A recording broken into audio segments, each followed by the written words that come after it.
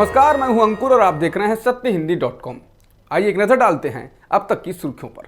नौसेना के हेलीकॉप्टर बेड़े में पहली बार 2 महिला अधिकारियों को ऑब्जर्वर यानी हवाई रणनीतिकार के तौर पर चुना गया है, जिससे आखिरकार महिलाओं के अग्रिम मोर्चों पर मौजूद युद्धपोतों पर तैनाती का रास्ता साफ होगा। सब लेफ्टिनेंट कुमुदनी त्यागी और सब लेफ्टिनेंट रीति सिंह भारत में पहली प्रभावी हवाई रणनीतिकार हैं जो युद्धपोत से हेलीकॉप्टर का परिचालन करेंगी। कृषि विधेयकों को लेकर किसानों के विरोध के बीच सरकार ने गेहूं और चना जैसी सभी फसलों की न्यूनतम समर्थन मूल्य यानी एमएसपी बढ़ा दी है। कृषि मंत्री ने ट्वीट कर जानकारी दी है कि गेहूं का समर्थन मूल्य 50 रुपए प्रति क्विंटल बढ़ाकर 1975 रुपए कर दिया गया है। चना के समर्थन मूल्य में 225 रुपए प्रति क्विंटल बढ़ोतरी की गई है, जिससे अब इसकी कीमत 5100 रुपए क्विंटल हो गई है। इसके अलावा सरसों का भाव 225 रुपए की बढ़ोतरी के साथ 4650 हो गया है, तो मसूर की कीमत 300 रुपए की बढ़ोतरी के साथ 5100 रुपए प्रति क्विंटल हो गई है। संसद में पारित किए कृषि संबंधी विधेयकों को सहमति नहीं देने की मांग को लेकर 12 विपक्षी दल राष्ट्रपति रामनाथ कोविंद से मिलेंगे। राज्यसभा में कांग्रेस के सांसद शक्ति सिंह गोयल ने सोमवार को संसद भवन परिसर में संवाददाताओं को बताया कि कल राज्यसभा में कृषि क्षेत्र के 2 महत्वपूर्ण विधेयक बिना मत विभाजन के पारित कर दिए गए। इन विधेयकों को मंजूरी नहीं देने की मांग को लेकर राष्ट्रपति से मिलने के लिए 12 विपक्षी दलों ने समय मांगा है। प्रधानमंत्री मोदी ने कहा कि नया कृषि विधेयक मंडियों के खिलाफ नहीं है और ना ही एमएसपी की व्यवस्था को हटाया जाएगा। पीएम ने कहा है कि जो लोग कह रहे हैं कि ऐसा नहीं है, वो किसानों से सरासर झूठ बोल रहे हैं। पीएम ने बिहार में कुछ परियोजनाओं का ऐलान करते हुए अपने संबोधन में कृषि बिल पर विस्तार से सफाई दी। राज्यसभा में रविवार को कृषि विधेयकों को लेकर हुए हंगामे के बाद 8 सांसदों को बचे हुए सत्र के लिए सस्पेंड कर दिया गया। राज्यसभा के सभापति वेंकैया नायडू ने सोमवार को यह कार्रवाई की है। नायडू ने कहा कि सांसदों ने जिस तरह का व्यवहार किया वह बेहद खराब था। निलंबित होने वाले सांसदों में डेरेक ओब्रायन, संजय सिंह, राजीव साटव, के रागेश, रिपुन बोरा, डोला सेन, सैयद नाजिर हुसैन और एला मारान करीम का नाम शामिल है। बेंगलुरु में आज किसानों, मजदूरों और दलित संगठनों ने केंद्र सरकार द्वारा सदन में पास किए गए कृषि बिल और कर्नाटक की विधानसभा में लाए गए संशोधित भूमि सुधार अधिनियम के खिलाफ रैली निकाली। इस दौरान स्वराज इंडिया के अध्यक्ष योगेंद्र यादव ने कहा कि कृषि समुदाय में हर कोई इन विधेयकों के खिलाफ है, जिसमें कर्नाटक विधानसभा में प्रस्तावित संशोधित भूमि सुधार अधिनियम भी शामिल है। उन्होंने कहा कि इस तरह के विरोध प्रदर्शन आने वाले दिनों में देश भर में बढ़ेंगे।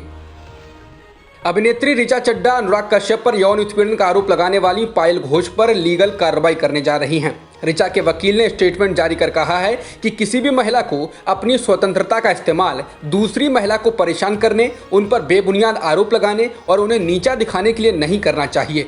ऋचा के वकील ने कहा है कि हमारी क्लाइंट ने कानूनी तौर पर कार्रवाई शुरू कर दी है। बता दें, अभिनेत्री पायल घोष ने अनुराग कश्यप पर यौन उत्पीड़न का आरोप लगाने के साथ ही ऋचा चड्ढा, हुमा कुरैशी और माही गिल जैसी अभिनेत्रियों का भी नाम लिया। पायल ने कहा कि अनुराग ने उनके सामने ऋचा चड्ढा, हुमा कुरैशी, माही गिल समेत कई एक्ट्रेस के नाम लिए और कहा था कि ये सब बहुत कंफर्टेबल हैं।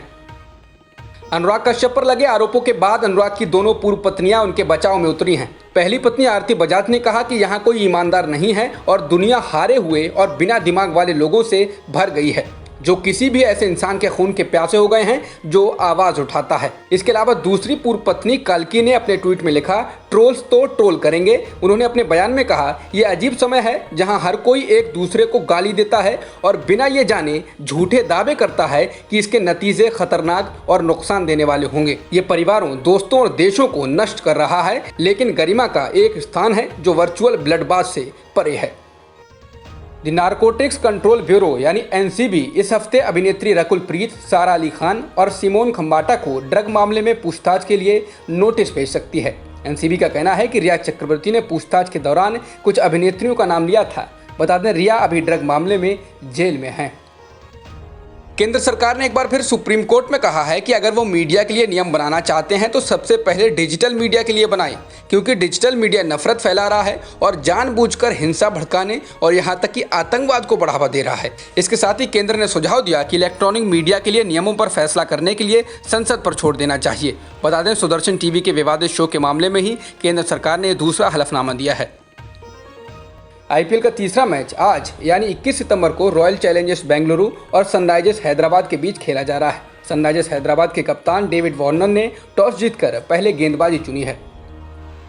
भारत में कोरोना संक्रमितों का आंकड़ा 54,91,000 के पार हो गया है और मृतकों की संख्या 88,000 के करीब हो चुकी है। फिलहाल एक्टिव मामले 10 लाख के पार हैं। जॉन्स हॉपकिंस यूनिवर्सिटी के मुताबिक दुनिया में संक्रमितों का आंकड़ा 3 करोड़ 10 लाख के पार हो गया है और मृतकों की संख्या 9,61,000 के पार है। फिलहाल 2 करोड़ 28 लाख से अधिक लोग ठीक भी हो चुके हैं। जॉन्स हॉपकिंस यूनिवर्सिटी के मुताबिक अमेरिका में संक्रमितों की संख्या 68,12,000 से अधिक हो चुकी है और मृतकों की संख्या 1,99,000 के पार है। इसके अलावा ब्राज़ील में भी संक्रमितों का आंकड़ा 45,44,000 के पार है और मृतकों की संख्या 1,36,000 के पार है। अब तक की खबरों में इतना ही। बाकी खबरों के लिए बने रहिए सत्यहिंदी.com के साथ।